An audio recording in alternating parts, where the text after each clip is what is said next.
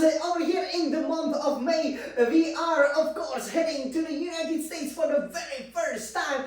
And for the very first time, of course, this season you can also, see how I manage changeable conditions over here in the sprint to plant it on the sprint pole positions. Oh yay! Wow! I'm so excited about it. So I will tell you everything about it, and we will jump right into the SQ3, the sprint qualifying 3, so that you can see just how with the set of one intermediates with hardly any battery left, I still managed to improve on my provisional pole position time to plant the Scuderia Ferrari over here for the pole for the 5th time in this amazing Formula 1 2024-2024 season. Obviously there have been 7 races as you do know, but in the previous round in China we haven't managed to qualify on pole position for both the sprint and also for the Grand Prix qualifying. So I'm so happy that we mastered over here the Miami International Autodrome for the 2nd time. Obviously, I've planted it on the pole position for the very first time. Right up here at the circuit in F1 23. So obviously I had high expectations, and I dominated the weekend so far. So over here, you only have one practice, right? When it's obviously the sprint weekend, being here on the American continent for the first time, obviously at the beginning of May, you do know Florida is in the tropics, a little bit unlike, for example, Texas and Las Vegas. So it does get very hot, and the hotter temperature really, did help us to set an amazing time already in the practice one. So I was leading by over 2 seconds. But then I did know that it was because you can of course have the hurricanes, right? We are like kind of at the beginning of the hurricane season, but it shouldn't really happen in May. So I did know that the forecast was for the rain to come, but the track was dry in the sprint qualifying 1, right? So what did we do? Of course, if the track was dry, we planted, we had to go on the yellow set of the medium tires. We did 128.2 in the practice one. We did 128.1 on a set of soft, so that was a really good time, and yeah, it was only that one lap, but thankfully, I went in obviously sprint qualifying for the first section. You obviously have, or session I should say, you have 12 minutes, you have 10 minutes for the second session. For the final session, you only have 8 minutes. So what did happen? Well, you guys do know, right? Of course, with 11 minutes to go, I was immediately on a track. I did qualify for the sprint qualifying too, and I think that was really important, because then with the conditions being really terrible, obviously in sprint qualifying 1 you then couldn't improve anymore, right? Because it was simply too wet. So lots of maybe some of the surprising results there. But in the sprint qualifying 2, it started raining a lot, and everybody went on the extreme wet spot. I went out on the intermediates. I was able to do 142.5, so the track got 15 seconds slower, and then improved to 141.7, because obviously I was second. So yeah, probably I should have gone on an extreme wets, now in hindsight, because obviously we always had the cushion of almost 2 seconds, definitely at least 1 second pretty much at every track so far, because we prepared so well for this season. So it's just super fast. But the Norris obviously, got us, so we didn't want to let it go. So in sprint qualifying 2, we still planted it nicely on pole position, but by only a 10 though. And then the sprint qualifying 3 came, and the track almost dried out. So over here you will see from the qualifying time, I did the first time 135.9, and you do know that's actually quite close, right, to obviously the personal best, like 7 seconds. So we were kind of very close. Maybe if some of the drivers did try the soft tires, it was maybe possible to go even quicker, especially at the very end when the track was drying out even more and more. And that was evidenced over here by this amazing lap at the end of the sprint qualifying 3.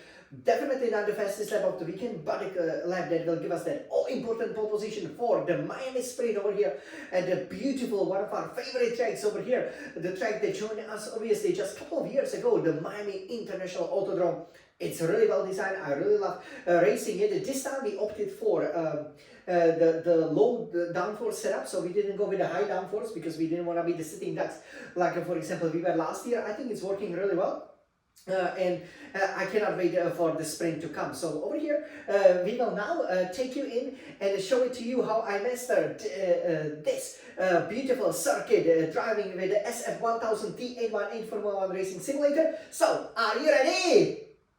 So let's go over here. This beautiful design in the Scuderia red retina anyway. We will now turn it around as we are going to go here to the very important section. So here, this will come as a surprise to you because normally we always do the bunker lap, right? So, you know, just to make sure we, for example, put in the time, but we wouldn't push completely. And then we would slow down, cool down, so to speak, and then we would go for the second push. But that is not what happened here for various reasons, because obviously, first of all, you only have 1 minute 19 seconds, so you wouldn't be able to do that. Look how beautiful the wheel looks like. And even more importantly over here, yeah, we just simply wouldn't have time. So we did wait until almost the very last moment to come out over here, because the track would be at its driest here at the end of the sprint qualifying 3. And you can see that I'm almost out of the battery, right? So here you can definitely see at this moment, I'm only having 13% of the battery. I'm using the Overtake Mode, as you can see over here. So it's really great when you can see the qualifying here. So I was kind of like, okay, I hope the lap is good enough for pole position, but I will just try to keep going. But here you will see the masterclass of, because you do not recharge, you do not have a time to recharge the battery. So you will see my masterclass of how I managed over here, the low battery charge, how I managed to recharge it during my actually qualifying lap time, the pole position time, which is very, very unusual. And yeah, actually why I could have gone maybe up to 1 second faster. I definitely do believe it. So are you guys ready over here? So let's take a look. Yeah, this will be the fastest time. And yeah, you will learn a lot about, you know, how to drive the Formula 1 car really fast. So let's go, Jan, smiling star champion. Wow, look at this! So I planted it on pole position, right? But I keep going. So normally I would slow down. Here, did a good job. Because I can see the track is drying all the time. But look at the ERS deployed in the bottom right corner. Only medium. So I'm hardly using, you know, this is the third fastest or second slowest mode. This is great over here. Normally it's second gear flat out. And I managed to stay pretty much in the fourth gear, and I'm up. Go, Jan Smaliksa champion! Get your first ever sprint pole position. So I'm purple, but I'm having hardly any battery. 30 seconds left in the session. Wow, it looks so beautiful here, and great job. I just slow it down over here. The intermediates obviously can hardly handle these conditions. And here, this is perfect. This is where we really improve. Wow, I got some 3/10 here. Wow. There's so much time, almost half a second.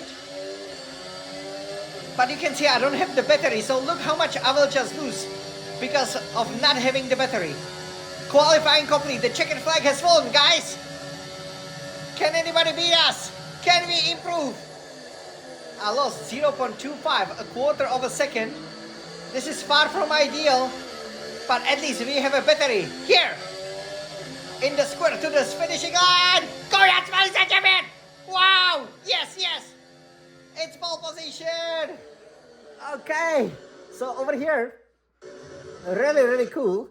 And yeah, this is exactly, you know, how the pole position then looks like. So yeah, by almost 2 seconds, I managed to beat Max Verstappen over here. So look at the handsome guy being the fastest over here with a time of 1:35.807. So we did improve, obviously by about a tenth and a half, but it could have been much, much more, right? If we had that battery, I do believe that we could have dipped into 1 minute 34. Hey, we should have planted in some of the soft tires to go even faster. Well, this is my second pole position here at the Miami International Autodrome. Just like, for example, at you know, Suzuka, right? You know, I'm unbeaten in qualifying here. Verstappen will line up second at Red Bull. We have to make sure he doesn't get close to us. Third is Lando Norris, McLaren, our nearest challenger in a title fight. His teammate Oscar Piastri for McLaren is fourth. And then Fernando Alonso already lost 2 seconds because they only went for one run. You know, the professional Formula 1 drivers, so they did one run and that was it, so they definitely missed out on a lot. Then the Mercedes duo, 6 George Russell and 7 Lewis Hamilton, our future Ferrari teammate, And only 8 for Charles Leclerc, Scuderia Ferrari. Obviously, he is the reigning world champion here in the game and almost 2.5 seconds slower. 9, Alexander Albon for Williams.